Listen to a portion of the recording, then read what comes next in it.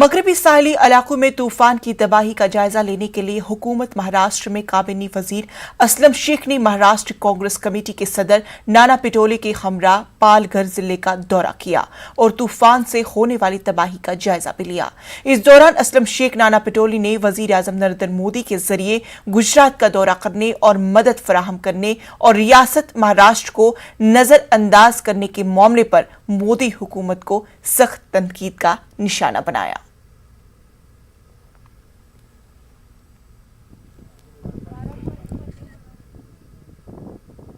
जैसे माँ बाप अपने बच्चों को एक नज़र से देखता है, उसी तरीके से प्रधानमंत्री भी जो है इस महाराष्ट्र को एक नज़र से देखेंगे।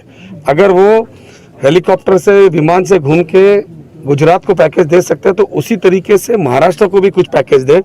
हम भी हमारी तरफ से जो बन पड़ेगा करेंगे ताकि इस देश की जनता, महाराष्ट्र की जनता को न्याय मिले। पहली बार हमने जो है ये मच्छीमारों को रोते हुए देखा है। अब तक तो किसान रोते थे, आत्महत्या करते थे। आज नौबत मच्छीमारों की यह है कि महाराष्ट्र में उनके आंखों के आंसू रुक नहीं रहे।